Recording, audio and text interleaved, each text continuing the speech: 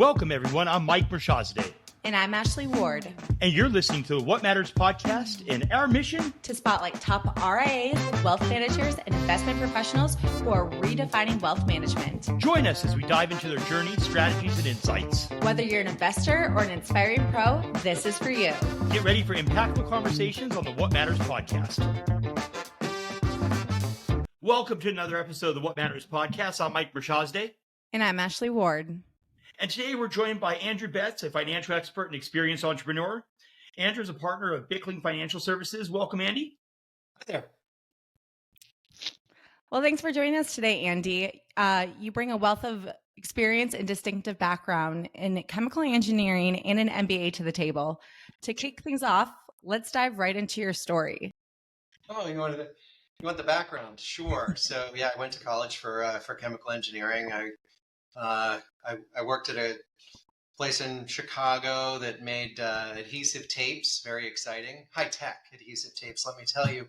And then went to graduate school at Tulane down in New Orleans. And there, for many reasons, I was not able to finish that PhD that I was working on. There are a few distractions in the city of New Orleans, as some people might know. But I left. I ended up working for a big chemical company that had a plant up the river from New Orleans. I worked there for 5 years making ammonia and sulfuric acid. Some exciting stuff there. And I'll say, a lot of folks ask about, having to wear a tie or a suit or that kind of thing. And I always say, like, as long as it's not a hard hat and safety shoes, I'm pretty good. So I'm fine with this. After doing that for a while, I worked my way into a technical sales role at American Cyanamid or Cytec, the division that split off that I ended up working with. And, that career wasn't progressing as fast as I wanted to. I was 29 and pretty impatient. And so I went to business school. And after that, I worked briefly at Fidelity. I really didn't know what I was going to do next. I worked briefly at Fidelity Investments with the team that manages the Johnson family money, a group called Fidelity Capital. And, my mother and brother had been working together for a little while. My mother started this firm, Bickling Financial Services, in '86. And my brother had joined her in 2000. I graduated from business school in '01. I did my stint at Fidelity and then worked for one of the companies that Fidelity had invested in, not through the mutual funds or anything, like just the family and some of the senior executives had invested in. It was a company that sold wine through internet and direct mail, and that company no longer exists. But then, I was looking for the next thing to do, and I spoke with them, and they said, "Hey, why don't you come join us?" So that's how I got started in the industry. I had really no experience. I depended purely on nepotism to start. And what year was that you then joined your family? '07. I don't think that's nepotism. In '07, if you got in the industry then, I mean, they took advantage of you. You didn't take advantage of them. I think my first year's salary working for my mother and brother was half of what I was making before. It was, you had to take a pay cut to join the family business. And then, so we, I think the path then is kind of exciting because, the group that I'd worked with was at Fidelity. We focused on analyzing the leveraged buyout opportunities that were being presented to the Johnson family. This is not in the mutual fund business or anything like that. It's just the family money. So I was an analyst evaluating purchase opportunities. And so, 2008 comes along. I'm a year into the business and I have, a client or two, something along those lines. And then, 2009 rolls around and I probably had one client by then because 2008 was kind of rough. It was a good time to get your teeth cut in the industry, but not a great time if you wanted to survive. And then, we figured, hey, Andy, you've got some skills somewhere, even if it's not getting clients in the midst of a recession. So why don't you figure out if you can buy a practice, right? 2009, perfect time. And we did it. We did I did all the analysis that I would have normally done for leverage buyout, and we borrowed some money and we bought the practice of a retiring advisor. He was a solo guy, worked out of his house, so it wasn't a big book or anything. But we kind of got started there, and that was really where I got my first book of business, like large book of business clients. And other than that, I kind of assisted my mother and my brother, and got a couple of referrals from on my own. But I think that's really cool. So you basically, got involved in the family business. I couldn't imagine, what went on in your head, like getting in and seeing what happened in those 2007 to 2009 years, and then you being like, wow, did I make one of the biggest mistakes of my life? Yep. But I'll tell you, the most successful advisors and RIAs, I should say, that I know, went through that period. Yeah. It really led to, to some really thick skin. And I think what could have been worse than that, the only thing that in my mind that could have been worse than that is just the sector of the tech sector in like 1999. But outside of that, that was a really, really, people thought that 2022 was bad. I remember people's portfolios at that time going down by 80%. Depending on what they're invested in. If you're a tech heavy, I think Amazon stock went down 90% in peak to trough in that time period. I don't know what the specific dates were, but my brother had joined my mother in the year 2000, so he had his tech wreck. Although tech wreck was a little different because you did have some things that were working. 08 was pretty much nothing. And so then, after we went through all that, I think it was a perfect time. You're totally right. If you wanted to develop thick skin and understand how to have tough conversations, there's nothing that would compare to that. But then, afterwards, since we recovered a bit in 2009, and my brother and I kind of made a decision as to how we were going to, put our mark on the family business. So my mother was a real solo entrepreneur, and talk about a woman in the mid 80s getting into this business. I have no idea. Like, I think I have a little bit of thin skin from the 08 experience. Her skin's got to be like an elephant skin from her 80s. That's very cool. So and she's one of the first 600 people to become a certified financial planner. Oh, wow. Wow. Yeah. So that's very cool. Her number is something like 578. Wow. Wow. Yeah. And she's still practicing. She's still in the office every day. But, she had built a solo business, and she didn't want to just sort of split it in two when my brother joined. So she continued her solo business. She introduced him to some people and got him started, and he built a solo business. So then you had like two solo businesses kind of under one roof. And then I joined, and we did the same model. So 3 solo businesses operating under one roof, 1 assistant, 3 people. That model is not scalable. Like, it's okay, right, if you want to do family members because you trust them and you are going to work together. But if it's 3 separate independent businesses operating under one roof, that's just not going to work. Maybe 2, but definitely not 3. And so we had to make a decision along the way as to what we were going to evolve into. And we decided at that point we were going to evolve into a team. We weren't ready to do that, but we were going to evolve into a team. So we did 3 more acquisitions over the next couple of years. So the 09, then there was a 2013 and a 2014. I think I've got my dates right. And so then my brother and I worked together on those. We also collaborated on 401k plans. So we build that business up to a pretty sizable part of our practice. I think something right now it's something around 85 corporate plans that we manage. Real cool. So let me ask you this: with combining all the practices together, Yeah.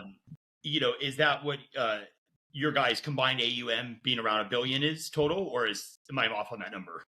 Yeah, that's about right. So yeah, and let me just yeah, I have a really hard time, picking one number for AUM or whatever. So here's how I would look at it. So we've got about $800 million in advisory where we can make, day-to-day choices on. We've got about $150 million in brokerage business, but it's mostly like annuity contracts where I can call in and I can make the changes in those accounts. So I don't know where you count that as far as, our total assets under management and what management part means. And then finally, there's the 401k piece where we've got probably close to 200 or $250 million in those plans, but I can't make day-to-day choices on those. And frankly, the way the business has evolved, most of those plans are now flat fee. So it doesn't even matter, what the assets are. If we're charging a firm, $15,000 a year flat, doesn't matter whether the assets go way up or way down. That's the fee. So about $1 billion under management. Really cool. And if you don't mind me asking, are the three of you guys still working together? Yeah, we sure are. So now I cut the story off after those first three acquisitions. Since then, we've done two more. Those have been very large by comparison to the others. And that's where we really evolved from 3 silos to a team. We went from, the three of us and essentially, one full-time, one part-time assistant to when we made acquisition number 4, we brought 3 employees along. And when we made acquisition number 5, we brought 3 employees along, plus hired 2 more people. So we've now grown to a team of 14. Wow. Oh, wow. So you guys, doing that, would you call it inorganic growth? Were you guys picking up practices that were, smaller shops and, kind of rolling them into your guys' umbrella, under your umbrella? Yeah, the first 3 were smaller, and so that's how we got some experience. And I think, if I have any advice to anyone who is considering acquiring a practice, the advice would be to start small, because you can very, very easily bite off more than you can chew here. So as I said, we started small. We figured out how to retain clients. We figured out what the relationship needed to be with the former advisor, how much involvement we were comfortable with. And then these last 2 were much larger. The one that we did in 2019 was about $150 million book.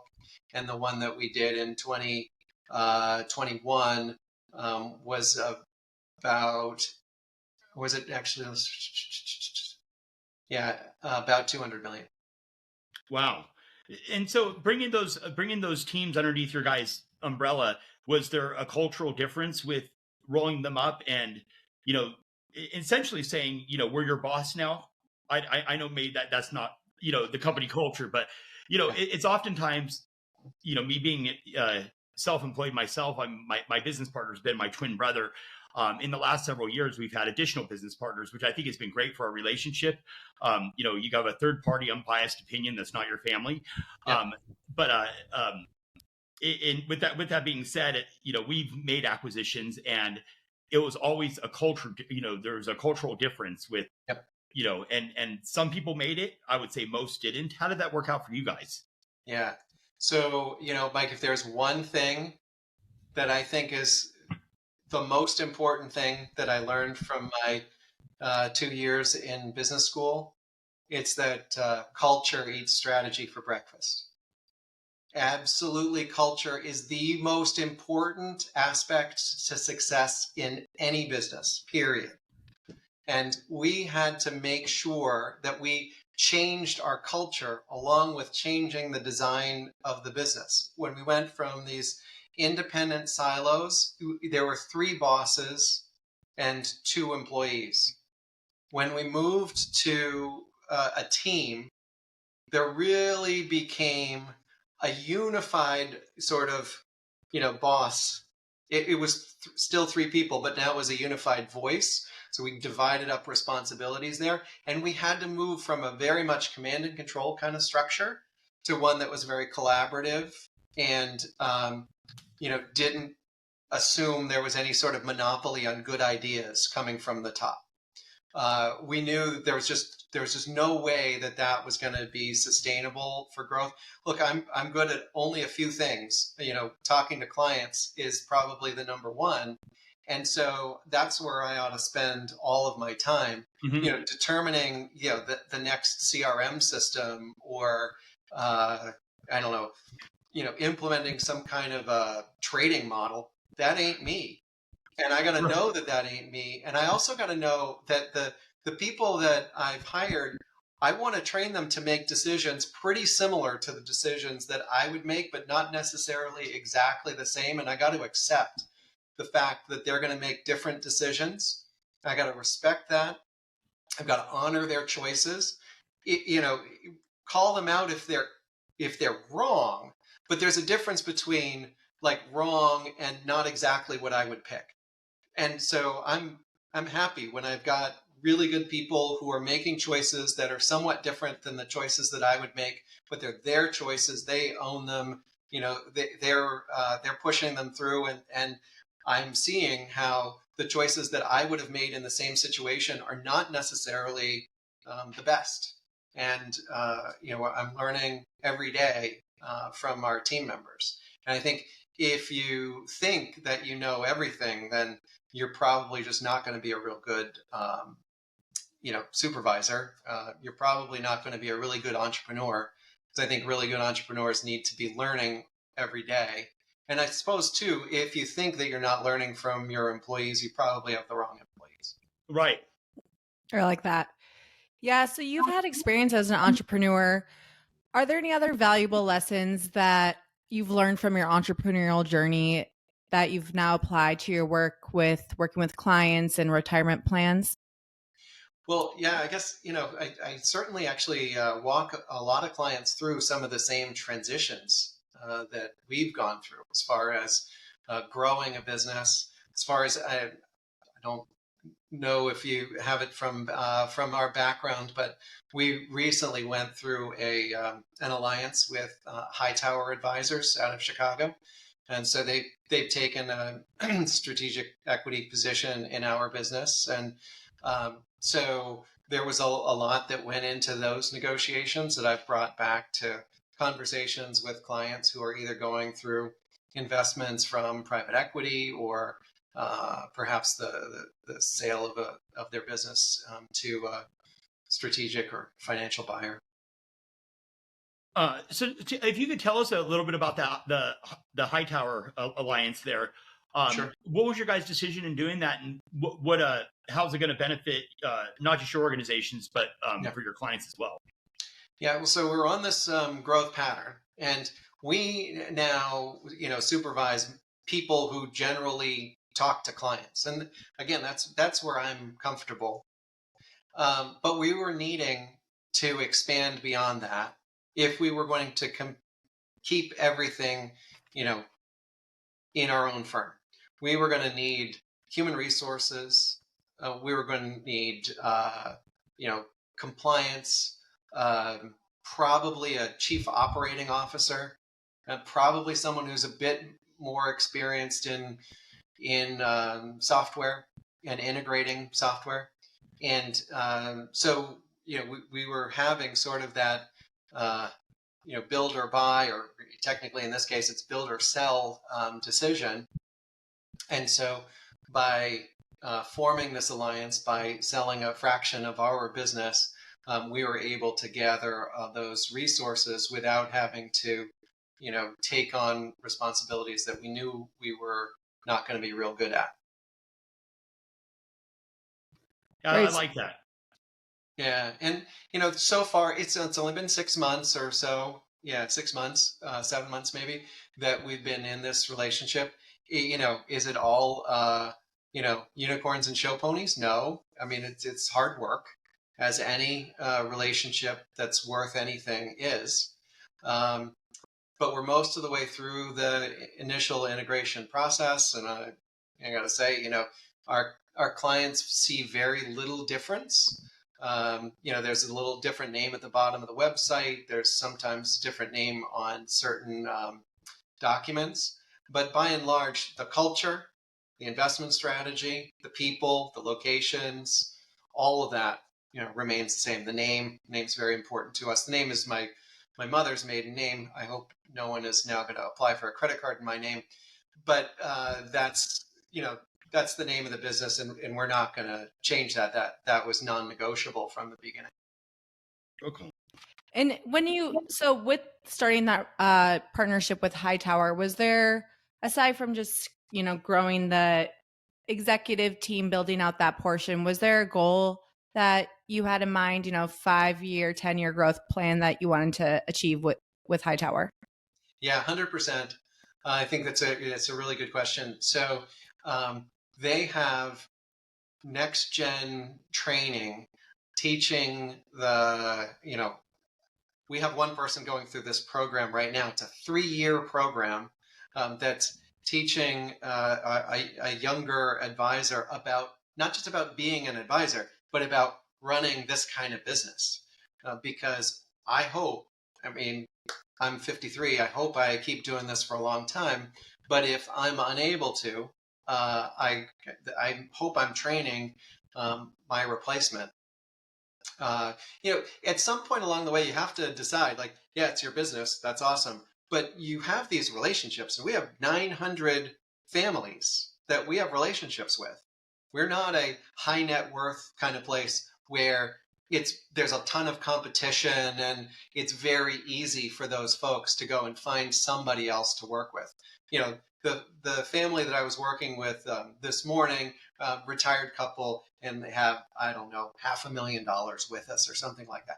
That's tougher for them. If we were not in business, it would be tougher for them to get advice that I think is as high quality as the fiduciary level advice that I feel like we give folks. So 900 families are dependent on us. I want to make sure that if I get hit by a bus, that they continue to be well cared for. And certainly if both my brother and I were to go, it would be very challenging. So I want to make sure that we get that next generation trained. And I know we could have trained one person over time. This is the first person. We're going to have 2 or 3 go through that, and we will have an ownership group at some point that goes beyond the family. I really like that. Let me ask you this. How many total advisors do you guys have under your umbrella again now? So as far as lead advisors go, it's now 6. So we've got, so one is sort of this person that I said is going through the program, and he's now starting to see his own clients as a lead. He primarily works as a junior or backup, but he's starting to see folks. We've got another person who's been seeing clients since about 2019 on her own. And then the others are the 3 principals, the original 3 principals, plus the principal of one of the firms that we acquired. So on the firms that you guys acquired, do they operate under their own DBAs, or they operate? Everybody went underneath BIC. Yeah, it's our name. Yeah. So getting back to culture, it's got to be one culture, and we are not a halfway across the country RIA aggregator leaving somebody else all alone. Well, we wanted to bring these clients into the fold, into our management. And yeah, so we are definitely I guess, treating the firms that we acquire differently from how we were needing to be treated. But to be honest, there's only this one person who's stuck with us as far as, an acquired advisor, joining the team. The others were retirements. And let me ask you this. Was there any challenges that you experienced during those acquisitions that you had to navigate through, or maybe you weren't thinking that it would be as much of a challenge as it was? Oh, it's it ain't easy. So yeah, I just give you the very quick, the first three, because I told you, we cut our teeth on those first three, and that's where we did a lot of learning. So acquisition number one happened in October of 2009, and that will always stick in my mind because I know that the advisor who sold us the practice was working as a greeter in Vail for the opening day of the ski season that year. Opening day of ski season in Vail sometime around November 5th or 6th. So it was like 6 weeks. And he had sort of a meeting with us and with each of his clients, and he scheduled them during that 6-week period. And he said, "Hey, this is Andy. He's your new advisor. Bye." And you're like, that's not right. No, we can't do that. We can't ever let anybody do that again. We're going to have a 1 year long, multiple meeting progression where we're going to have the help anyway, the clients to become more comfortable with us, our culture, what we do, and we're never again going to just buy the relationships. We're going to evolve the relationships to us. Okay, so we learned that first one. Second one was a guy who worked at a wirehouse, and he was a stockbroker. And when all you got's a hammer, everything looks like a nail, right? So we're any practice that's up for sale, we'll buy it. Right, that was our thought at the time, and that's a dumb thought. So banish that from your mind if you're ever in this situation. But so the guy who was at the wirehouse, he was a classic stockbroker, and that ain't me.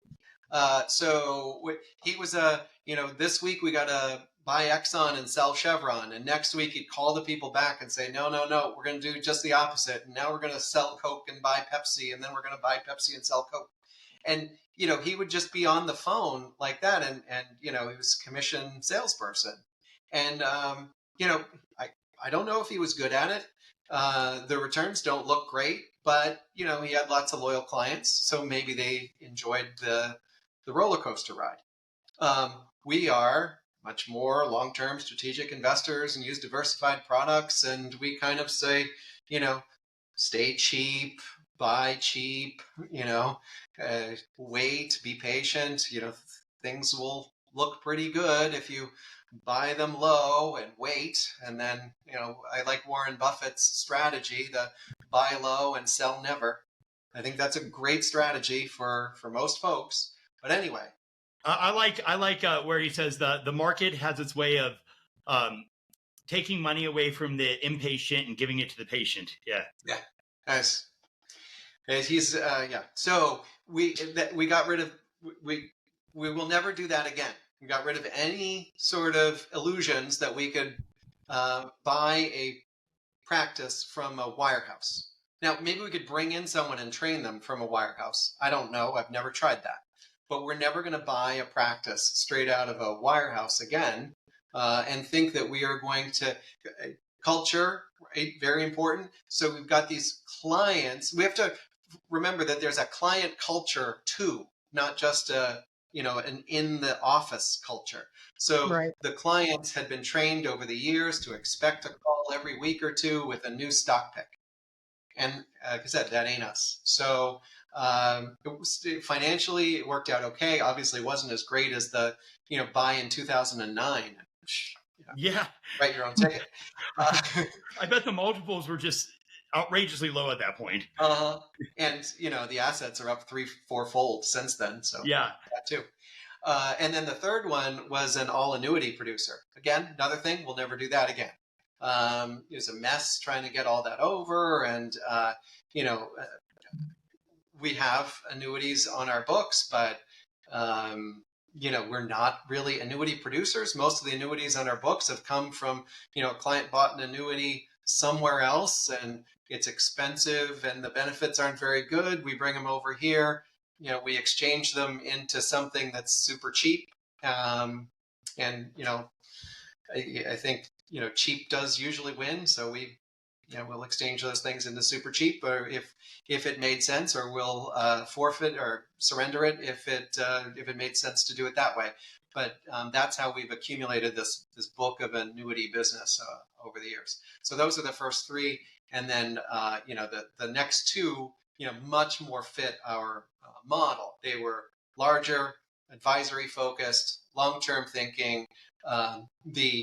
In the first case, the advisor was ill, but had another person that was senior who would, you know, stick with us for a year, and did. And we had multiple meeting transition with each of the clients. And we've been able to, I mean, throughout all of this, our retention has been, you know, well over 95%, I think, for our clients, because we just, you know, we talk and we meet with them a lot, and we handhold and we explain everything that we're doing. And, you know, sometimes we're long-winded like I am today, but we try to make sure that everybody, you know, really understands what they're doing, why their old advisor would choose to sell to us. I think that's probably really important. I mean, that's, you know, there's everybody's selling along the way here. And by selling, Right. I don't mean you're going to make money at it. I mean, you're going to convince somebody else that what you're telling them is the right thing to do. So we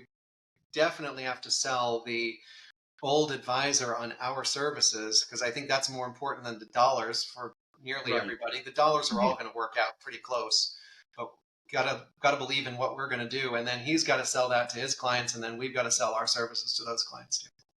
So let me ask you this. Speaking of which, what is, if you could give your advice or opinion, I should say, on, you know, what's going on with this market right now? I think everybody is so ambiguous. Interest Sure. rates are, the 10-year treasury is, I mean, gosh, close to 5% right now. Yeah.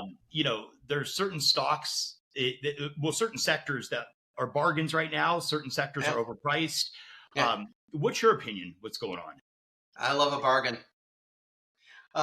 So, you know, back in, you know, if I go back to my '08 days, you know, what we were buying back then, well, you can't buy it today because it just doesn't exist anymore. But we were buying stuff like, you know, Ford Motor Credit bonds and Toyota Motor Credit bonds, and they were yielding 17 and 18% for 3 years. And we're like, you know what?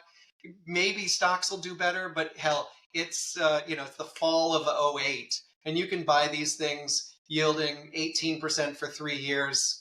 Buy it all day.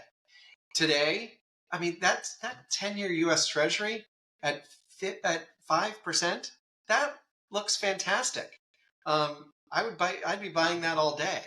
Uh, I, you know, the idea that cash and bonds both make you money today means that what we've all kind of evolved into over the last 15 years, which, you know, if you look back 100 years, what we'd evolved into for the last 15 is absolutely the wrong thing to do. We've all evolved into, you know, growth stocks as being the only thing that really works. Right. And it's right. It has worked for 15 years. And those of us who were saying, no, you need to stay balanced, we all looked like idiots for 15 years. But I think you got to get back to that. We got to really look at, like, how much better are you going to do than the 5.25% guaranteed money market rate by buying, you know, mid cap growth stocks? And if you think you're going to do that much better and you can control your downside, awesome. But if you think you're going to get 8 on mid cap growth stocks, and, you know, money market gets you 5.25, like, there's no compelling reason to run after the 8 when you can get the 5.25 guaranteed. Right. And that's the same thing. Like, a 5% per year for the next 10-year guarantee, that's a hard one to pass up. I always look back at the 80s, like 81, when you had the 10-year treasury at 15, 18% in that range, and think like that had to be the hardest investment to make and the most genius investment to have made if you made it.